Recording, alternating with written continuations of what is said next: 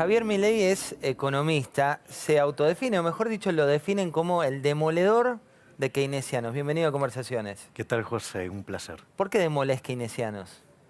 Porque básicamente el keynesianismo es una pseudo teoría económica que ha hecho mucho daño a la humanidad. Y de hecho uno de sus críticos, Henry Hazlitt, decía, mira, en la teoría general todo lo que es bueno es robado y todo lo que es nuevo es malo. Y todo lo que hace al cuerpo keynesiano, ¿sí?, básicamente que después se instaura en el diseño de políticas económicas y todo, tiene que ver con la parte mala de lo que yo también llamo la basura general, ¿no? Un libro pésimo. O sea, para entenderlo un poco también, para el que no viene del palo económico, cuando hablamos de Keynes, hablas de una intervención del Estado, hablas de un rol de mayor intervencionismo. Exactamente. Keynes básicamente, escribe ese libro como una suerte de panfleto dedicado a la corporación política de la cual era parte. Y de hecho, el propio Keynes, en su, si vos querés, idea, era instaurar el comunismo por mano suave. Esto es como cuando vos querés cocinar un sapo. Sí. O sea, vos no lo tirás al agua caliente porque el sapo salta. Entonces, ¿qué haces? Lo pones en agua fría y los vas calentando. Cuando se quiere acordar, el sapo es boleta. Bueno, ¿Y quién este es es el igual. sapo? El sapo es, digamos, el capitalismo, por decirlo de alguna manera. Entonces, vos fíjate que esto fue tratado por Hayek en lo que se llama camino de servidumbre. Cuando vos aparece alguien en una poltrona que no le gusta un resultado del mercado, propone la intervención del Estado, que siempre es violenta y dañina sobre la sociedad. Y el tema es que claramente lo que surge es que después aparece el fallo del Estado. Entonces eso demanda más intervención. Esto pasó en la Alemania nazi y cuando vos te querés acordar, es tan grande el tamaño del Estado que termina yéndose en una solución totalitaria. De hecho, no debe llamar la atención que Keynes apoyara a Mussolini, que apoyara a Keynes y que además cuando volvió de Rusia escribió unos ensayos que prácticamente festejaba plenamente lo hecho en la revolución, sino que lo único que cuestionaba, ¿sí?, era la violencia con la que se aplicó propio de los judíos, o sea que además era antisemita. Javier, vamos a poner definiciones de acuerdo a tu firma. Yo te doy nombres y vos le ponés 140 caracteres. Axel Kicillof. El peor ministro de Economía de la historia argentina. ¿Por qué? Es el único que logró, teniendo los mejores términos de intercambio de la historia y con tasas de interés en el piso, que la economía argentina, el PBI per cápita cayera. Verdaderamente es un milagro del mal. Alfonso Pratgay. Un keynesiano tradicional que básicamente su irresponsabilidad dejó un nivel de desequilibrio fiscal que vamos camino a 12 puntos de déficit fiscal en términos del PBI. Uno de los más grandes de la historia, en un contexto donde las tasas de interés internacional, en especial en Estados Unidos, van a empezar a subir, con lo cual dejó a la economía en una situación muy complicada. ¿Quién fue el mejor ministro de Economía argentino? Me parece que quien más ha hecho en el caso argentino fue Domingo Cavallo durante el primer gobierno de Menem, que logró domar una hiperinflación, ¿no? Y emprendió un conjunto de reformas estructurales que verdaderamente fueron fabulosas y que sentaron las bases de un crecimiento genuino de un país que venía en franca decadencia. Ahora, bueno, después... ¿Pero por qué terminó como terminó? Digo, hoy cuando uno pregunta por Cavallo, 8 de cada 10 argentinos tienen un rechazo absoluto. Bueno, lo que pasa es que hay que recordar que Menem lo echó a Cavallo, después vino Roque Fernández y no hizo mucho. Después vino el experimento progresista de la Alianza con Machinea, otro keynesiano irresponsable, ¿sí?, donde la característica de los keynesianos es que nunca quieren tocar el gasto público, ¿sí?, y eso después derivó en una crisis. Ahora, la realidad es que cuando vino el segundo Cavallo, vino a tratar de salvar los desequilibrios que habían dejado los antecesores. Y bueno, ¿Y el final por qué se dio como se dio? Bueno, porque cuando vos tenés una corrida con tipo de cambio fijo y no tenés la posibilidad de emitir la moneda contra la que fijaste el tipo de cambio, y eso cuando ataca al sistema financiero, ya está, digamos, no tenés vuelta atrás, porque el efecto del multiplicador bancario no lo podés revertir. Entonces, automáticamente te genera un desequilibrio en las monedas que digamos, bueno, por eso derivó también en un corralito, Corralón y Alcatraz. Javier, cuando uno mira la economía argentina va de un lado al otro. Digamos, a veces crece, después vuelve a caer. En los últimos años mantuvo un ritmo de decrecimiento o no crecimiento. ¿A qué lo atribuís? Porque yo creo que estamos atrapados en una lógica populista. Es muy interesante cuando vos mirás el hecho estilizado, porque suponete que vos te enfrentás a una crisis, ¿sí? En general las crisis en Argentina son de origen fiscal, ¿sí? Ahora, ¿qué es lo que pasa? Una vez que la economía entra en una profunda crisis, de modo tal que licúe ese exceso de gasto público, ¿sí? Entonces, ¿qué pasa? Empieza el rebote, ¿sí? En ese tramo, vos lo que tenés es que se empiezan a aplicar políticas monetarias y fiscales expansivas, entonces la economía rebota, ¿sí? Pero ¿qué pasa? Esa es la primera fase del populismo. En la segunda fase, vos ¿qué es lo que empezás a ver? Que empiezan a aparecer los cuellos de botella. Es decir, esos cuellos de botella que se te empieza a acelerar la inflación, tenés problemas en el sector externo, ¿sí? Y en general, digamos, ¿qué es lo que hacen los políticos? En lugar de resolver esto, ¿sí? Tratan de ir por controles, tratan de reprimir las señales en lugar de ir sobre las causas. Entonces, ¿cuál es el resultado? El resultado es que después deriva en una nueva crisis y esa nueva crisis hace que la cuarta etapa, ¿sí?, se vuelva a ser otro programa de estabilización. Ahora, ¿qué es lo que pasa? Como en todo ese camino vos estuviste estimulando el consumo por encima de las condiciones verdaderas de la economía, vos te comes el ahorro. Al comerte el ahorro, te comes el capital. Al comerte el capital, el producto per cápita cae. Entonces, lo que vos tenés es que el producto per cápita cada vez va siendo menor. Entonces, mirá qué interesante. Fíjate que en los últimos 40 años, Argentina duplicó el tamaño del sector público. ¿Sí? Con esta historia de la justicia social, de la redistribución del ingreso. ¿No crees tampoco en la justicia social? No, la justicia social es una farsa. O sea, no hay nada más injusto que la justicia social. Porque en realidad es un acto violento. Redistribuir el ingreso es un acto violento.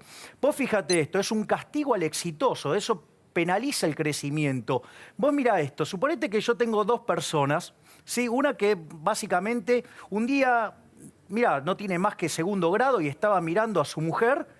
Y cuando la ve a su mujer presta a ir a la cama, dice, pero yo tengo que inventar algo para que anden así las mujeres, ¿sí? Entonces inventa la bikini y se llena de plata.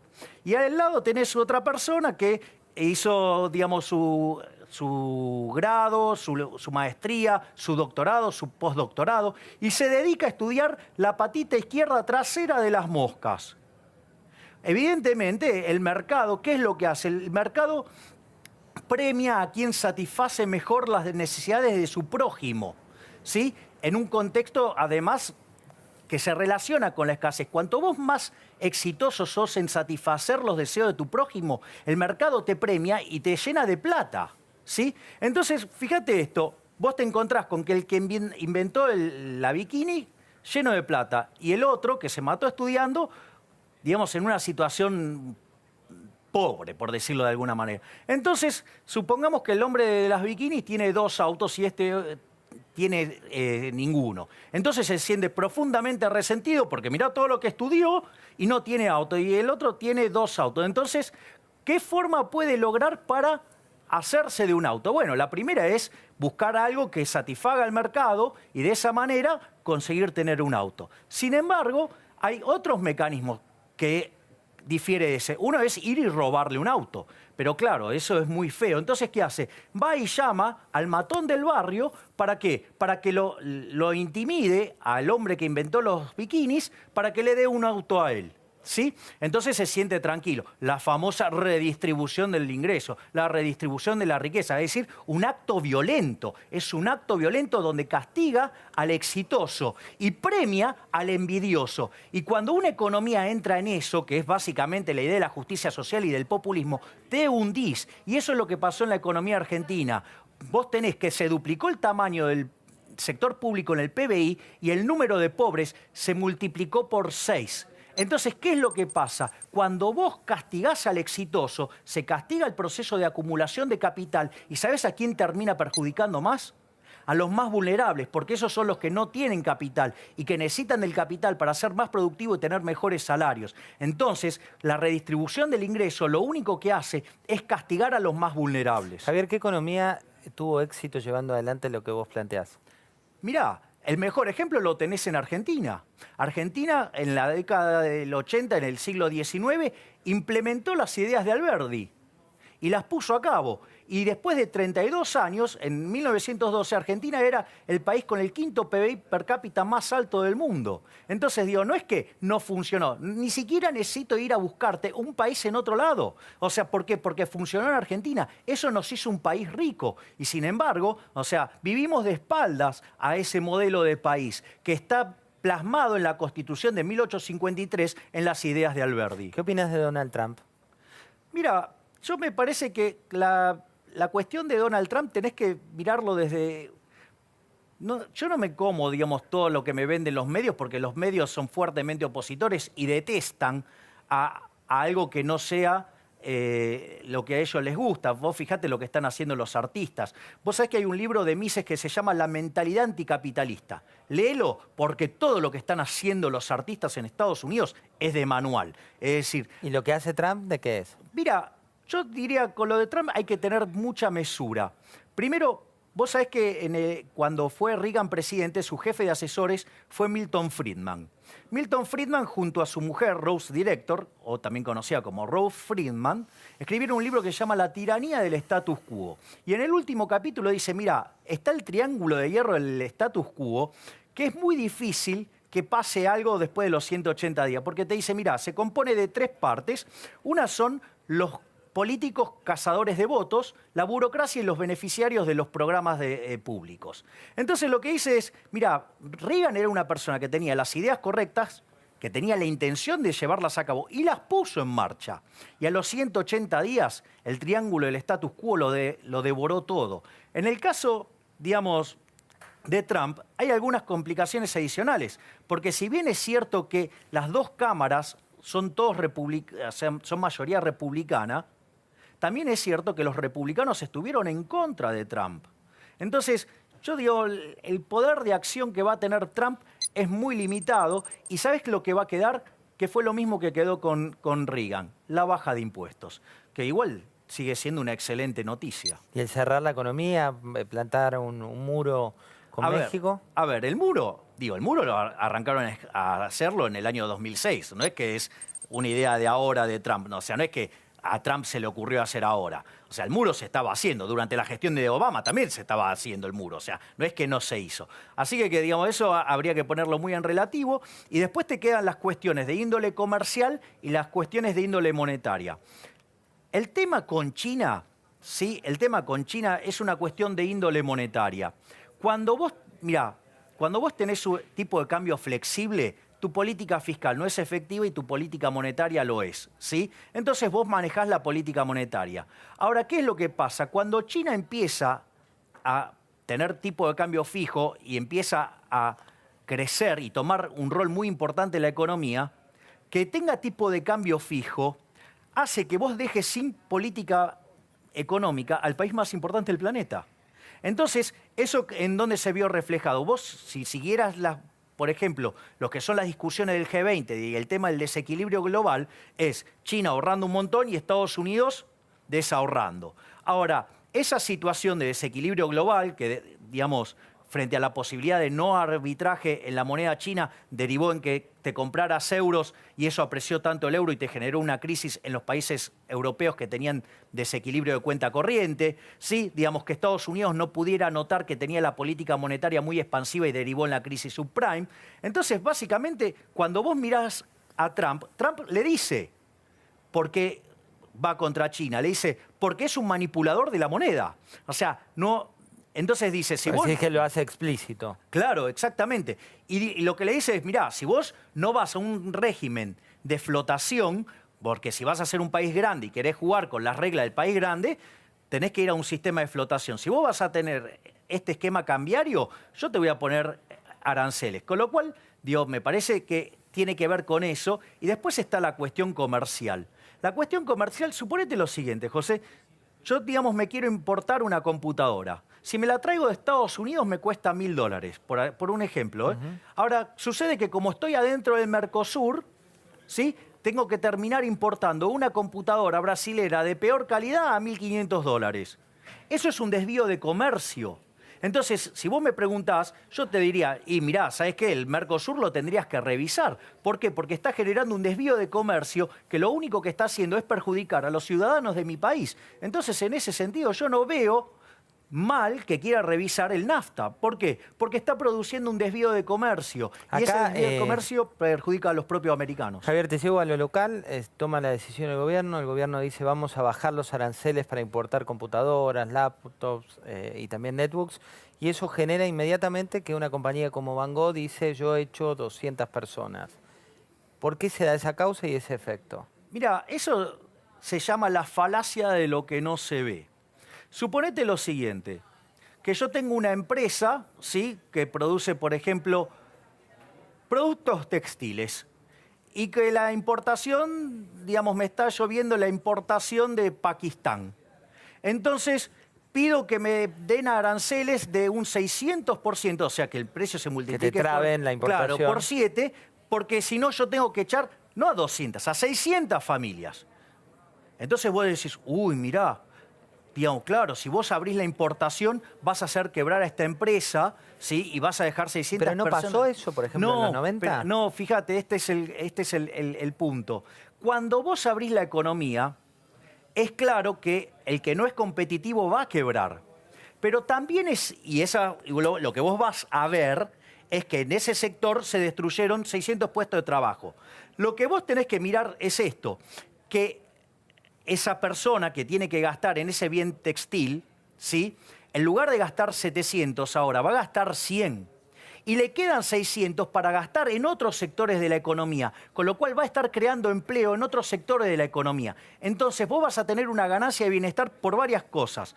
Por un lado, porque vos vas a estar aplicando los recursos a sectores que son más productivos y por ende los salarios reales van a ser más altos. ¿Por qué? Porque te van a pagar más salario por ser más productivo y porque además vas a estar comprando bienes a precios más bajos, con lo cual vos ahí tenés una ganancia de bienestar. Y no se termina solo ahí. Como vos además tenés recursos para gastar en más bienes, el aumento en la diversidad de los bienes de consumo también deriva en un aumento de bienestar. No por nada, aquellos países que son abiertos son 9 veces más ricos que los que son cerrados.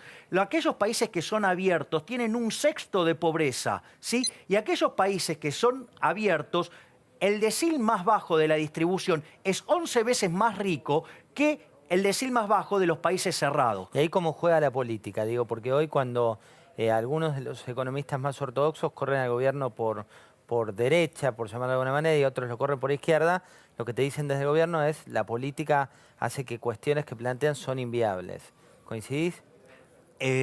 No. No, lo que pasa es que son inviables para la corporación política. Pero la corporación política es parte de la gestión actual, digamos. No, bueno, pero la corporación política te diría que está llevando una situación cuasi parasitaria sobre la sociedad, que lo único que hace es estancarla y llevarla. Mirá, con este peso que tenemos del sector público en la economía, Argentina tiene destino de país africano. Entonces, el verdadero ¿Cómo dilema... destino de país africano? Claro, Argentina con este nivel de presión fiscal que tiene es absolutamente inviable.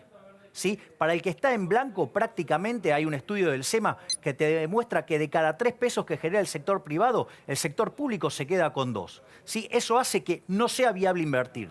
O sea, no es viable crear riqueza. Consecuentemente, no es posible acumular capital. Si vos no acumulas capital, te empobreces. Argentina, con esta lógica, tiene destino de país africano. Ahora, ¿sabés lo que pasa? Que los políticos están en un limbo, están perfectamente fantásticos. Entonces, no les gusta tocar esto. Es decir, Argentina lleva... Pero los políticos los vota la gente. Digo, ganó en su momento el gobierno anterior, ahora ganó el gobierno de Cambiemos. Sí, los políticos también han hecho un... Sí, ¿sabés qué? Hitler también ganó con los votos de la gente. Y era altamente popular. ¿Pero vos estás comparando el gobierno local con Hitler? Mira, no necesariamente a este, sino, digamos, los últimos 70, 80 años de historia argentina. ¿Te parece comparable eso? Sí, claro, porque en Argentina se instauró un régimen fascista. ¿Cuál es la lógica? ¿En qué sentido lo decís? ¿Cuál es la lógica del régimen fascista? Digo, porque también hay que entender que Perón no nació de un repollo. O sea, el problema arranca en la década del 30 con el golpe del 30, del cual Perón también fue parte, y que admiraban a Mussolini, igual que Hitler. Entonces, mirá... Fuerte eso, ¿eh? No, bueno, pero mirá cuál es el punto. Bueno, digo, es la realidad. O sea, salvo que quieran volver a reescribir la historia. Entonces, a ver, el punto es el siguiente. ¿Qué es un régimen fascista? Suponete lo siguiente. Vos te pones de acuerdo, vos un empresario pedís que te protejan, ¿sí? Del comercio exterior. ¿Por qué? Porque, digamos, es más fácil seducir al político para que te proteja que ganarte el favor del consumidor en el mercado día a día, ¿sí? Entonces, ¿ahí qué es lo que aparece? Aparece el empresario asociado con el político, donde el empresario y el político... ¿Empresario qué es? ¿Un empresario dinosaurio, decís? Claro, es un empresario que caza en el zoológico.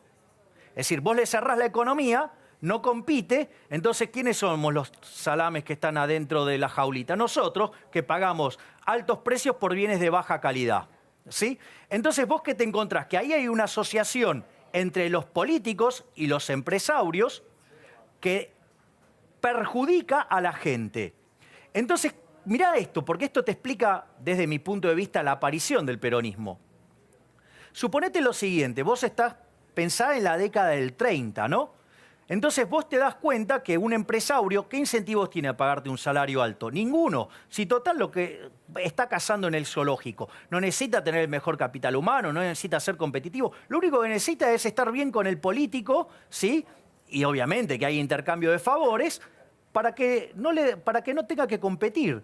Entonces vos, como trabajador, te ves perjudicado frente a esa situación, ¿qué haces? Te vas a otra empresa. Entonces otra empresa te pagaría un salario acorde a tu productividad, acorde a tu capital humano. Ahora, ¿qué pasa si la otra empresa también es un empresario? También está en la lógica fascista. Decís que todo se va estancando. Claro, ¿cuál es el problema? Hoy, si vos no te gusta, te vas del país y te vas a trabajar a otro lado. En esa época vos tenías un montón de empresarios aliados con el gobierno. ¿Y cuál era la consecuencia? Que la gente no tenía forma de escaparse. Pensá que quizás se había pasado 3, 4 meses en un barco hasta llegar acá, en un mundo que, digamos, estaba sumamente convulsionado, al borde de una guerra. Entonces, ¿qué pasa? Vos quedaste atrapado. Al quedar atrapado, la alianza entre políticos y empresarios perjudicaba a la gente. Y eso Perón lo vio con claridad. Y dijo, bueno, vamos a darle cosas a la gente. Y ahí nació el peronismo. Javier, te traigo al hoy. ¿Qué hizo bien Mauricio Macri? Lo único que hizo bien fue ponerlo a Sturzenegger en el Banco Central. ¿Qué hizo bien Cristina Fernández de Kirchner? Nada. ¿Qué hizo bien Néstor Kirchner? Nada. ¿Por qué crees que, digamos, lo único que hizo bien el presidente Macri es poner en el central a Sturzenegger? Porque básicamente evitó una hiperinflación. Sturzenegger, cuando asume el cargo como presidente del Banco Central, tiene en sus manos que resolver 3 problemas. El primer problema es la tasa de emisión que traía el kirchnerismo, que era de 50%. La velocidad, decís, de emisión de dinero. Claro, la tasa Y que cantidad. claro, crecía al 50%. Si vos mirás los últimos años del kirchnerismo, la relación entre emisión monetaria e inflación, digamos, está bien clara, ¿sí? Como si más de 4.000 años de evidencia empírica fueran insuficientes, ¿no? Pero como acá, digamos, los keynesianos les cuesta entender y aprender que la inflación es siempre y en todo lugar un fenómeno monetario, bueno, ok, mirá los últimos 8 años del kirchnerismo y vas a ver que la relación es casi 1 a 1. Cuando vos mirás esa situación, si te dejaron 50% de emisión monetaria, vos tenías para adelante una inflación del 50%. Pero además tenías las bombas de los futuros. La bomba de los futuros hubiera implicado llevar la tasa de emisión por lo menos al 80%. Quiere decir que traías un piso de 80%.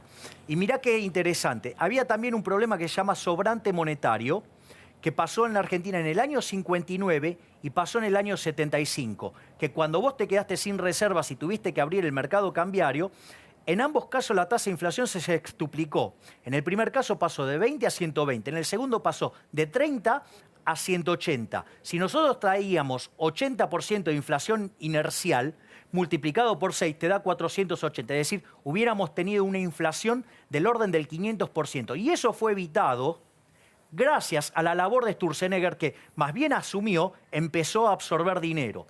Eso le permitió que la inflación promedio mensual del primer semestre fuera del 4%, es decir, 60 anualizado. En la segunda parte del año fue 1,5 mensual, con lo cual anualizado te da 20. En el mes de diciembre terminó con 1,2%, que anualizado te da 15. Y si vos tomás que hay estacionalidad en diciembre, la inflación hubiera sido del 1%, quiere decir 13% anual. Javier, hay un libro que escribiste junto a Diego Giacomini, Maquinita, Infleta y Devaluta, así se llama, Ensayos de Economía Monetaria para el caso argentino. Concretamente, ¿crees que puede venir una devaluación?